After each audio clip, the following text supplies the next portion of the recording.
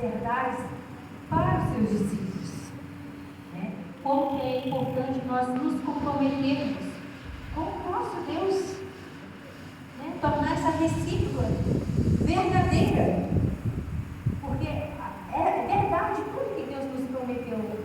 Agora, é verdade tudo que eu prometi para Deus no batismo? Até que ponto é verdade esse meu comprometimento com Ele? Sabe? E aí, Jesus olhando para os discípulos e avistando ali perto, não tão distante, uma festa de casamento, e funcionava mais ou menos assim, irmãos. É diferente dos nossos tempos. Hoje, quando nós vamos ao casamento, chegamos em casa, escolhemos o melhor aplicativo para levar a noiva até a igreja, e lá ela se encontra com o noivo, diante do pastor, e ele faz o casamento. Mas antes não era assim. O noivo ia até a casa da noiva, buscava a noiva e levava para casa. Olha que lindo. E era só festa, era só alegria, muita música, muita comida, muita diversão. Sabe? E fazia muita festa, muito barulho, irmãos. Coisa mais linda do mundo. Sabe? Mas tinha um costume. Aquelas pessoas, elas precisavam estar com uma lâmpada na mão, essa candeia, né? Elas precisavam estar assim, porque a festa acontecia à noite, o noivo podia chegar muito tarde, então não tinha energia elétrica. Essas candeias iluminavam o caminho de todo o cortejo, tanto na ida quanto na volta, né? Só que quando voltavam, essas pessoas precisavam ainda estar com a candeia acesa para que o noivo pudesse reconhecê-las como parte daquele cortejo, como parte daquela festa, sabe? E todo mundo conhecia o seu costume. Então tinha ali um grupo de 10 mulheres, de 10 virgens. E eu me imagino que as 10 virgens hoje é a nossa igreja, sabe? E esperando o noivo com toda alegria, com todo entusiasmo, com toda a pompa, sabe? Mas o tempo vai passando. O tempo vai passando, o noivo não chega. Parece que 5 daquelas virgens começam a se cansar de toda aquela festa, de todo aquele alvoroço, já ficar sem energia, e elas ali adormecem. E as virgens prudentes, elas levaram azeite em reserva, porque poderia acabar no meio de todo esse evento, acabar o azeite e elas ficarem no escuro. Sabe, irmãos? Eu vejo uma parte da igreja buscando ardentemente a presença do Espírito Santo. Eu vejo uma igreja que não se rende ao pecado, que não se rende às pressões seculares, às pressões sociais, a cada dia, que vão aumentando, vão se intensificando. E eu vejo uma parte da igreja cansada de lutar. Quer que o papai segura? Eu vejo uma igreja cansada, se rendendo ao pecado. Eu vejo uma igreja se rendendo à prosperidade. Morridão, o abandono da fé. Sabe? Temos uma igreja dividida. Temos aquela que tem buscado levar azeite, está orando, está jejuando, está indo nos cultos, está indo nos montes, está indo desenvolver projetos. Tem azeite na mentira. Tem o Espírito Santo, busca pelo Espírito Santo e se recusa a render, porque sabe que em algum momento o noivo vai chegar.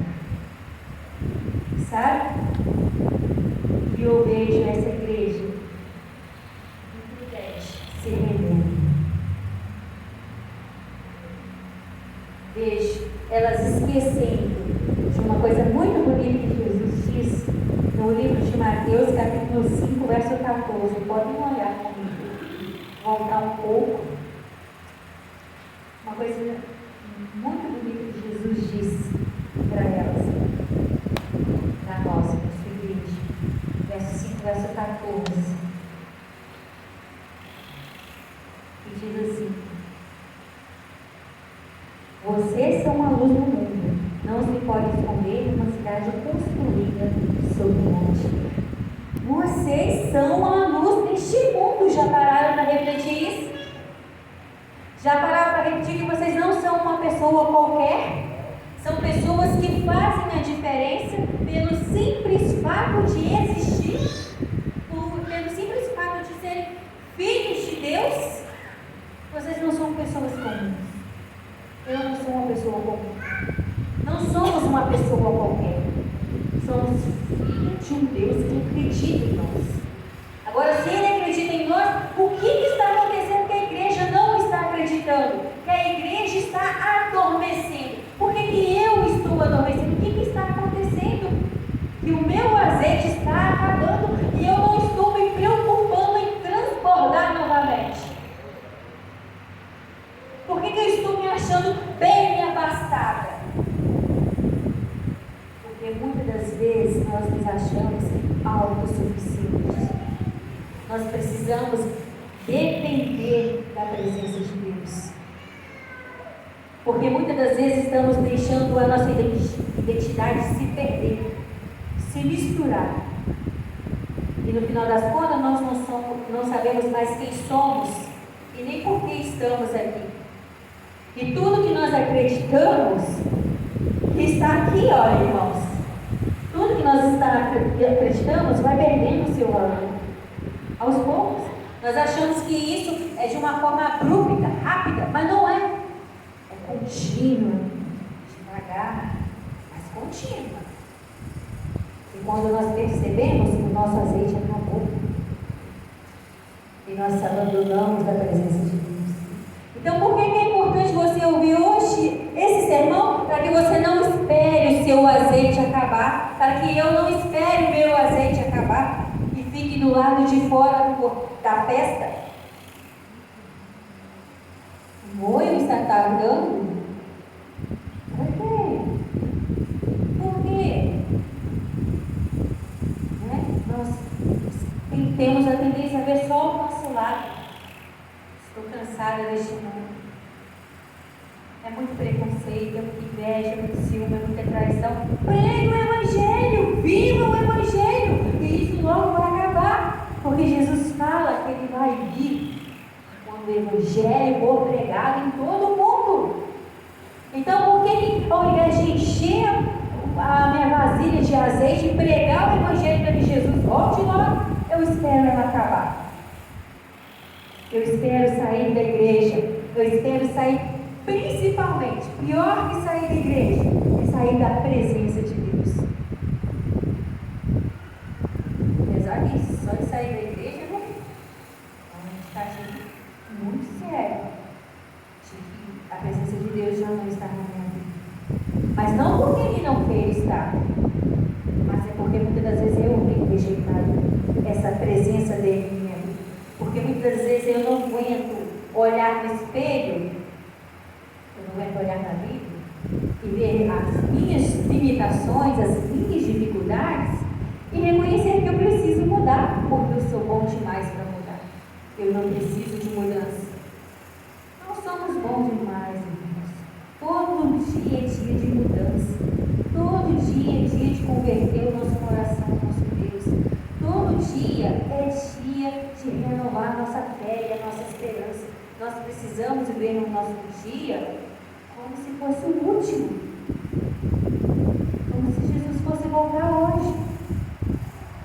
Aconteceu algo muito sério e muito bom ao mesmo tempo essa semana.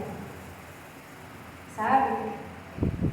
Eu e o Lucas programamos as férias para terça-feira, passou agora, e íamos para a praia. E antes disso eu falei assim, quando foi no domingo, eu visitei a minha mãe e eu vi que ela não estava muito bem. Eu fiquei preocupada, o Lucas percebeu que eu estava preocupada com ela. Aí eu falei assim, na segunda-feira, eu falei, Lucas, vou levar umas coisas para a mãe e eu quero ver ela. Eu quero viajar tranquila. E eu fui ver minha mãe. Amo minha mãe, sou apaixonada por minha mãe. É uma mulher muito guerreira, sempre lutou por mim. E nunca mediu esforço de pedir ajuda a outras pessoas. E assim, muito valente. Quando eu cheguei lá com o Lucas e meus amigos, eu olhei para minha mãe deitada no sofá, não tinha brilho em seus olhos. E eu brincando com ela, falei, não, eu cheguei e agora eu vou te obrigar a tomar essa água de coco. Né? Mas minha mãe é muito teimosa. Nem que eu fizesse eu conseguiria. Mas a tentativa, né, talvez eu conseguiria. Nossa, eu falei, puxei ela pelo braço, eu falei, Lucas, me ajuda a colocar ela pelo braço, a colocar ela sentada, então ela não está vendo. Porque aí eu fui percebendo a seriedade da situação. Se ela não me respondeu essa brincadeira que eu falei, tem algo errado, não é muito divertida, muito diferente de mim. E o Lucas foi para me ajudar a colocar ela sentada. Eu olhei para o Lucas e falei, Lucas, minha mãe está tendo um AVC, corre com ela. E o Lucas e mais esposo dela, então, viram que eu estava falando muito sério. Correr com minha mãe para o hospital. De fato, irmãos, minha mãe teve um AVC, sabe? E para a honra e glória de Deus, ela está bem, está em casa. Glória a Deus por isso, glória. Por isso que eu falei algo bom, algo ruim. Vice-versa. Eu prestei atenção nos sinais, senti aquela voz me incomodando. Essa voz, irmãos, não é um fantasma. É o Espírito Santo que muitas vezes está falando com a gente e a gente não estamos entendendo, porque estamos absortos em muitas preocupações. Tem que levar a Maria na terapia, tem que levar no psicólogo, tem que levar na escola, tem que ir no mercado, tem que arrumar a casa, tem que fazer isso. Aí você vai olhando a agenda apertada, e você vai perdendo uma boa conversa com o Espírito Santo. Vai perdendo boas instruções dele para o seu dia, porque o Espírito Santo está conosco todos os dias, pode ter certeza disso que ele está falando com você. Se você não está ouvindo, alguma coisa está errada. Será que você não está preocupado demais com tantos afazeres? E por esse motivo, por ter dado voz ao Espírito Santo, eu tenho certeza que não é uma intuição, eu creio que é o Espírito Santo. A minha mãe hoje está bem. Mas se eu não tivesse ido lá, talvez quando eu estivesse de viagem, a notícia não seria essa bênção, essa vitória que eu estou compartilhando com os irmãos agora. Irmãos, vamos ser vigilantes, vamos ser prudentes, vamos permanecer acordados, vamos ver o que está faltando na nossa vida cristã, na nossa caminhada cristã, que está nos distanciando da igreja, que nos está nos distanciando da Bíblia, da oração, da presença de Deus. Vamos olhar com carinho nisso. Sua casa não está pegando fogo ainda, mas se você não fizer os contatos, vai pegar. Você está dentro da igreja ainda, mas se você não procurar fechar as brechas, fazer os consertos necessários dentro da sua vida, breve você vai estar fora dela.